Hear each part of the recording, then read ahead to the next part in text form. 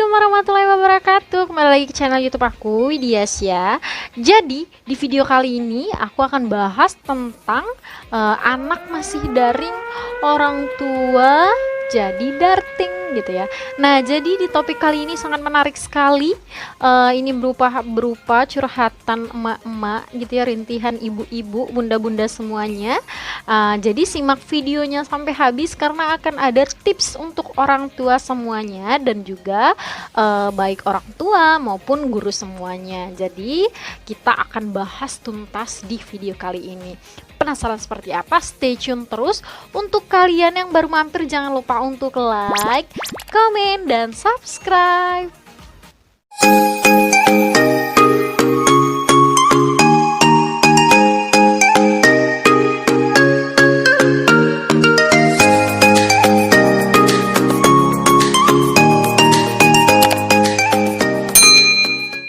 Jadi kali ini anak-anak kabarnya kemarin ya mau tatap muka gitu tanggal 4 Januari, tapi resmi gagal. Itu diumumkan oleh menteri kita bahwa kita nggak jadi daring gitu ya, nggak jadi tatap muka gitu ya, mohon maaf.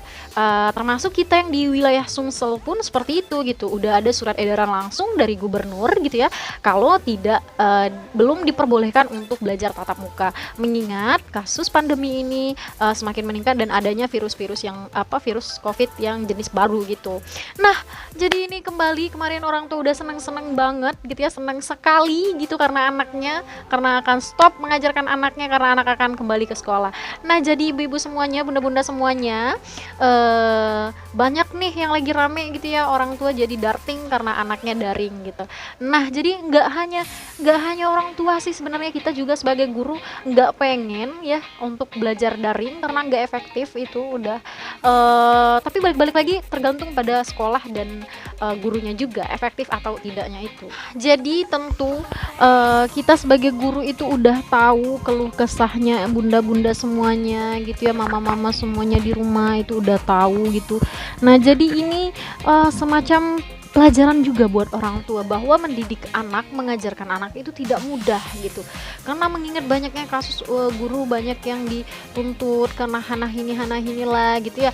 Nah, jadi dengan adanya kasus ini, jadi orang tua itu paham betapa sulitnya untuk mengajarkan anaknya sendiri gitu ya. Nah, jadi tentu tidak bisa dipungkiri bahwa orang tua juga kesel gitu kan, gimana nih anak saya gitu. Mohon maaf, mungkin kalau orang tuanya guru mungkin bisa gitu mengajarkan anaknya. Bagaimana dengan orang tuanya yang tidak guru mungkin ya, atau nggak punya kesempatan waktunya untuk mengajarkan anaknya gitu ya. Kadang anaknya nih ini susah banget diajarin gitu ya, sampai ada yang mengajarkan anaknya sampai nyiapin sapu segala macem gitu ya, sampai marah-marah gitu ya. Ya iya, cuma maksud saya gini gitu, kita kembali daring, maksud saya sugestikanlah pemikiran orang tua semuanya tentang kesehatan anak-anak kita sendiri gitu. Maksudnya tuh dengan adanya hal ini bukan berarti kita ya udahlah, anak mau bisa ya bisa, enggak ya udah gitu kan. Ya saya enggak nyalahin juga gitu, cuma maksud saya tolong kita saling membantu untuk memberikan pembelajaran sama anaknya mohon dibantu gitu ya. Bisa nggak bisa, sebisa mungkin kita memberikan yang terbaik untuk anak gitu. Ubah mindset pola pikir kita terhadap anak gitu ya. Anak kita nggak bisa, terkadang gitu ya, anak itu terkontaminasi karena dia udah tahu nih orang tuanya marah tuh gimana gitu. Nah, beda halnya dengan kita lebih memberikan kepada semangat atau support dengan tidak menjadikan anak itu takut duluan dengan orang tuanya gitu. Anak pasti beda.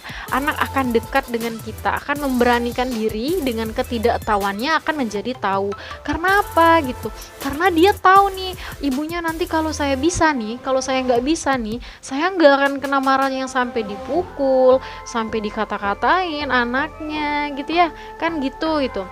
Nah, apalagi untuk kita anak-anak yang maksud saya mohon maaf yang sekolah yang tanpa les tambahan gitu ya. Kalau anak-anak yang menengah ke atas gitu ya, mungkin mereka kan terbiasa nih, mereka mungkin orang tuanya yang berkecukupan mungkin akan lebih ekstra nih. Cuma bukan dalam hal segi itu aja gitu, kita yang biasa-biasa aja, kita yang orang tua yang biasa-biasa aja juga bisa seperti itu gitu, dengan hal-hal yang sederhana. Contoh kalau anaknya ada tugas nih, mama ini aku ada tugas nih, diminta ibunya tugas membuat kolase, contoh ya kalau anaknya udah SD misal.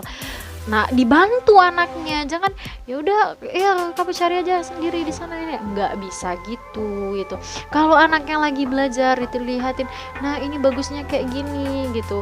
Ingat bahwa penyesalan itu di akhir ya, bukan di awal gitu. Nanti anak orang udah sampai mana, anak kita baru sampainya di sini gitu. Start terus di sini gitu. Efektif atau tidaknya pembelajaran daring itu saya juga nggak bisa bilang efektif, nggak bisa juga bilang enggak gitu ya, karena itu balik-balik tergantung pada individu masing-masing. Dan juga memang tidak bisa nutup kemungkinan ya, banyak susah karena kita dalam jaringan gitu, bisa jadi macet sinyalnya segala macam gitu ya. Jadi ayo sama-sama gitu, ini waktunya untuk orang tua membenahi diri gitu, untuk orang tua lebih tahu potensi anaknya di mana gitu ya. Kita sebagai guru ataupun orang lain, orang biasa pun tahu nih, keluh kesah orang tua udah tahu. Ngajarin anak itu nggak mudah, susah gitu, emang susah emang. Jadi biar nggak darting gitu ya, yuk kita sama-sama mengerti akan kondisi anak kita sendiri. Yuk yang biasanya emosian ngajarin anaknya, coba deh diturunin emosinya gitu. Yakin anak saya bisa gitu. Jangan sampai apa-apa belum anaknya nggak mau belajar udah dicemberutin sama orang tuanya gitu. Jadi anak itu mudah mau dengan enggaknya itu tergantung orang tuanya juga. Kalau orang tuanya humble, menyenangkan gitu ya, mengasihkan, anak mudah-mudahan bisa gitu.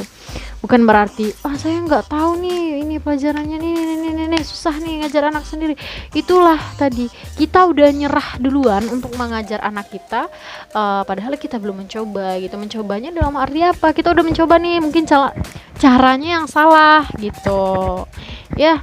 Kita udah paham kok curhatan orang tua semuanya ya, berharap gitu kan bisa didengerin sama Bapak Menteri kalau belajar daring itu nggak mudah Pak gitu ya. Emang gitu, emang nggak mudah, sama sekali nggak mudah gitu, karena tatap muka langsung aja anak itu masih ada yang nggak paham gitu kan. Nah gimana dengan daring gitu ya, susah juga gitu. Itulah perlunya komunikasi yang baik juga antara guru dan wali muridnya gitu. Toh sebagai guru juga jangan sampai ya, untuk semua rekan-rekan guru dimanapun berada, bukan berarti kita bisa santai-santai nih. Usahakan kita memberikan yang terbaik sebaik mungkin walaupun kita belajarnya daring gitu. Artinya di sini orang tua dan wali murid bisa saling mengerti gitu ya, kebutuhan anak apa gitu ya, belajarnya seperti apa, bisa saling menyesuaikan kondisi gitu. Nah jadi udah paham semuanya nih, curhatan mama tuh udah paham gitu. Yang anaknya pokoknya banyak lah postingan ibu-ibu di Facebook yang tentang keluh kesahnya anak belajar daring gitu ya. Jadi yuk sama-sama kita sabar untuk melewati pandemi ini gitu ya. Sebentar lagi kok, mudah-mudahan, amin gitu ya, kita akan kembali tatap muka. Cuma ya itu, kita harus bersabar gitu. Mau nyalain siapa gitu, kita nggak ada yang tahu gitu kan, nggak ada yang mau juga adanya covid ini, nggak ada yang mau, serius. Guru juga nggak mau lah lama-lama gitu daring itu, nggak ada yang mau gitu. Karena guru itu juga berat resikonya, karena mereka, karena kita itu tentu punya tanggung jawab terhadap anak-anak kita semuanya gitu ya. Jadi untuk teman-teman semuanya bisa diambil sisi positifnya dari video kali ini ya, semoga bermanfaat. Lebih dan kurang apabila saya ada salah perkataan saya mohon maaf gitu ya kepada rekan-rekan semuanya. Saya akhiri. Assalamualaikum warahmatullahi wabarakatuh.